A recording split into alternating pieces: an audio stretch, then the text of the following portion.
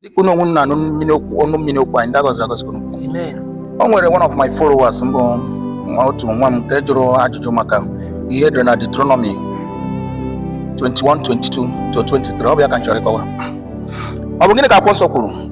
Take out in the book of Genesis 2:17.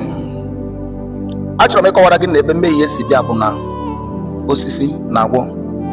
Ọ bụ n'ihi nke a mere unu ji akpachezu ene ni mmadụ. Ngene ka apostle kwuru. Genesis 2:17. Except the tree that gives knowledge of what is good and what is bad. You must not eat the fruit of that tree. If you do, you will die the same day. Ụbọchị ọbụla nke gị bụ nwa nke mmadụ riri mkpụrụ osisi ahụ nke si n'osisi pụta ị ga-anwụ. Ọ bụ ebe a ka ọnwụ si wee bido.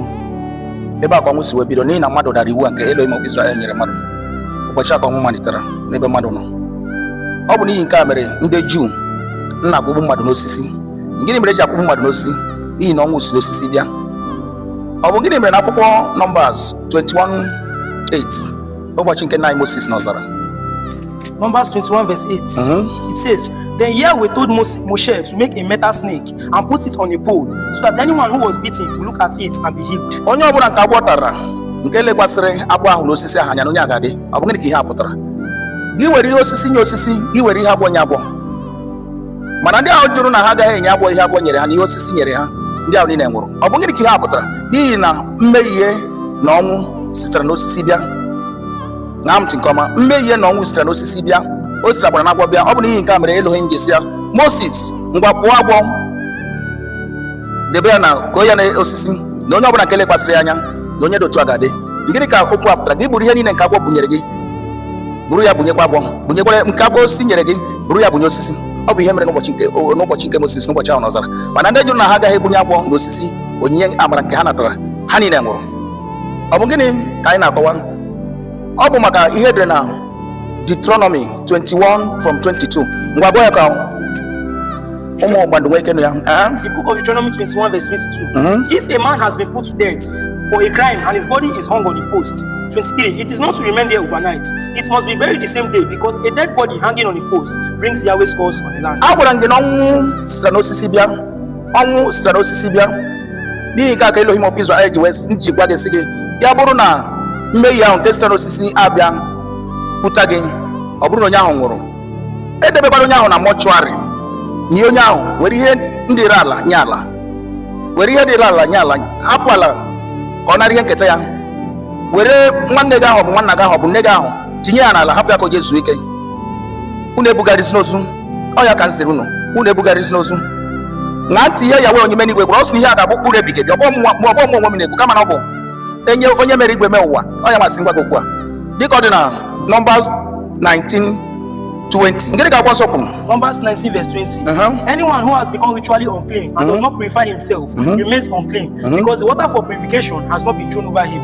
He defies Yahweh's temple and will no longer be considered. Ọ sị na mgbe ọbụla i betụrụ ozu aka na onye rụrụ arụ ka ị bụ, ya bụrụ na ị na-abata ebe na-efe ya agwụ n'ime n'igwe ofufe, na onye rụrụ arụ ka ị bụ, na onye rụrụ arụ ka ị bụ. 21 ya gịnị ka o kwuru? Ọ sị gị na ọ ga-abụ mkpụrụ ebighị ebi. Ọbịbịa Jisọs agaghị egbochi ya, nkụzi Pọl agaghị egbochi ya, nkụzi Pita agaghị egbochi ya, na ọ ga-abụ mkpụrụ ebighị ebi. Gịnị ka akwụkwọ nsọ kwuru? 21. To observe this rule for all time to come. Ọ sị gị na omenala ya ga-abụ ụkpụrụ ebighị ebi, na ọbịbịa ndị amụma agaghị egbochi ya. Ọ bụ n'ihi nke a ka akwụkwọ nsọ ji wee gwa gị dịka ọ dị na Book of Directions 1:7, na onye ọbụla nke ga-ebi ịkụziri gị ihe nke a nke na-abụghị nkụzi nke dị na akwụkwọ nsọ, na onye dị otu a ga-aba aratima. Onye dị otu a ga-aba aratima. Ngịnị ka akwụkwọ nsọ kwuru? The book of Galatians 1:7. It says, Actually, there is no other gospel, but I say this because there are some people who are upsetting you and are trying to change the gospel of Yahshua. 8. But even if we or an angel from heaven should preach to you a gospel that is different from the one we preach to you, may he be condemned to hell. Onye ga-aba aratima. Ka nna nke ngwe gozie unu dịka unu na-anụ mmiri okwu anyị, ndị agọzi agọzi unu ga-abụ. Akwụkwọ nsọ sị gị na okwu a nke dịrị na akwụkwọ nsọ, maka na gị onwe gị kwenyere n'okwu nke akwụkwọ nsọ. Ị kwenyere n'ihe niile nke dịrị na akwụkwọ nsọ, na ọ bụ ihe si n'uche ya wepụta. Ọ bụ n'ihi nke a mere Book of Deuteronomy 27:26. Ọ bụ o nwere okwu ọ gwara anyị maka gị onwe gị onye na-esi agịgọ, gị onwe gị onye kwenyeghị n'okwu nke akwụkwọ nsọ, mana ibukwa akwụkwọ nsọ n'aka, mana ikwenyeghị n'ihe dị na akwụkwọ nsọ, mana isi na ibe Kristian, mana ikwenyeghị n'ihe dị na akwụkwọ nsọ. Deuteronomy 27 verse 26. Uh-huh. Yahweh's curse on anyone who does not obey all of Yahweh's laws and gị onwe onye na-ebugharị akwụkwọ nsọ onye kwenye na akwụkwọ nsọ mana ikpe gị nye ya n'ihe ya wee kwere si gị na nke abụ agbochie nke abụrụ abụọ fụ ọ sị na onye na-abụọ n'ụka nwa nke mmadụ ahụ and all the people will answer amen. onye nkere ekweghị idebe okwu nke akwụkwọ nsọ mana o kwenyere ihe dị na akwụkwọ nsọ onye na akwụkwọ nsọ bụ okwu ọnụ ya ọ sị na onye na-abụọ n'ụka nwa nke mmadụ ahụ ọ bụ gịnị mere iji agba ya onye nkere gị mgba ọ sị gị na iwu nke ya onwe nwa ya nyere gị na ọ ga-abụ okwu ebighị ebi gị jee n'ihe dị na Revelation 22:18 ọ sị gị ma ga-etinyekwana etinye ma ga-ewepụkwana ewepụ ọ bụ na ọ bụghị ya wepụ ọ bụ okwu ngwanụ ya wee dịka ọ dị n'ụbọchị nke Jizọs bụ okwu na book of Matthew 5:17-19 ọ sị gị na ya abịaghị imebi iwu nke Yahweh mana gị onwe gị na-emebi iwu nke Yahweh n'ụbọchị nke taa si na Jizọs kpọgidere ya n'obe onye gwara gị na Jizọs kpọgidere iwu nke Yahweh n'obe book of Matthew 5:19 ya ọ sị gị ya bụ na iwepụ ewepụ a ga-ewepụ ọnọdụ gị na alaeze n'igwe tinye ihe otu na-abịara gị gịnị mere iji agbanwe okwu ọnụ nke Yahweh Jizọs onwe ya wee kwuo okwu na book of John 7:49 si na onye ọbụla nke na-edebeghị iwu nke Moses na ndị a bụ ndị a na-abụ ọnụ ya bụrụ idebeghị iwu nke Moses onye a na-abụ ọnụ nke bụ eziokwu na-agwa gị maka na ọ bụ iwu Moses ebe a ka ndụ dị ọ bụrụ ịga mere ya wee onye mere igwe ji gwa ya okwu na book of Malachi 4:4 si gị na ntị nkụzi nke okwu nwa m nke bụ Moses n'ihi na ọ bụ ebe a ka na okwu okwu ọ bụrụ ịga mere Jizọs na onwe ya kwuru okwu na book of John 4:5-46 ọ bụ gịnị ka o kwuru book of John n'ihi ya bụrụ na ekwe na Moses unu ga-ekwe nyere Jizọs n'ihi na unu ekwenyeghị Jizọs ọ bụ n'ihi nke a mere unu ekwenyeghị Moses gịnị ka akwụkwọ nsọ kwuru John 5:46 if you had really believed Moshe you would have believed me because he wrote about me 47 but since you do not believe what he wrote how can you believe what n'ihi na unu ekwenyeghị okwu ọnụ nke Moses ka unu ga-esi wee kwenyere na Jizọs unu ekwenyeghị Moses ya bụ na ikwenyere Moses ị ga-ekwenyerịrị ihe niile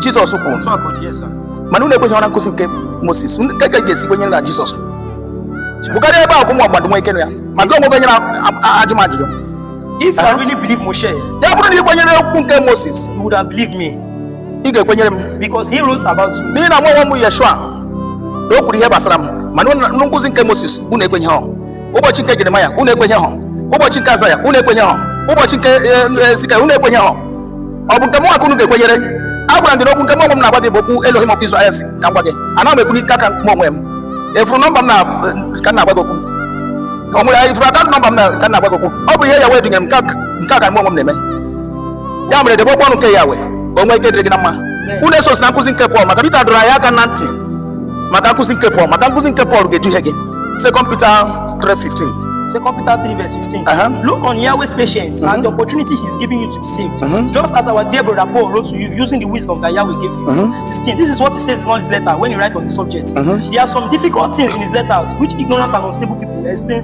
falsely as they do with other passages of the scriptures. Nke a bụ ndụmọdụ Peter nyere gị maka nkụzi nke Pọl maka gị onwe gị onye nwe uche eji uru nkụzi nke Pọl wee na onwe gị n'ihi Pọl sịrị mana ọ bụghị ihe Pọl na-ekwu maka gị na akwụkwọ ọrụ ndị ozi 24:14 Pọl sị na ihe niile nke n'igwe nyere n'iwu na ya debere ha niile mana gịnị mere gị onwe gị achọghị idebe okwu nke Yahweh si na Pọl sịrị gịnị ka Pọl kwuru out of Apostle 14 24:14 out of Apostle 24:14 it says I do admit this to you. I worship Yahweh of our ancestors by following that way which they say is false. But I also believe in everything written in the law of Moshe and the books of the prophets. Ọ bụ Pọl kwuru okwu a na ya debere ihe niile nke nna ya nyere n'iwu. Agwara m unu bụ ndị Igbo unu etinyezina mmadụ na mọchụarị akwa ihe kwuru ma etinyezina mmadụ na mọchụarị ha nwetara onwe ha aba na-akpọ burial ground dịka ha kwenyere na Jesus Christ of Nazareth dịka onye nwe ha na onye nzọpụta ha n'ụbọchị Jizọs nwụrụ na eliri ya same day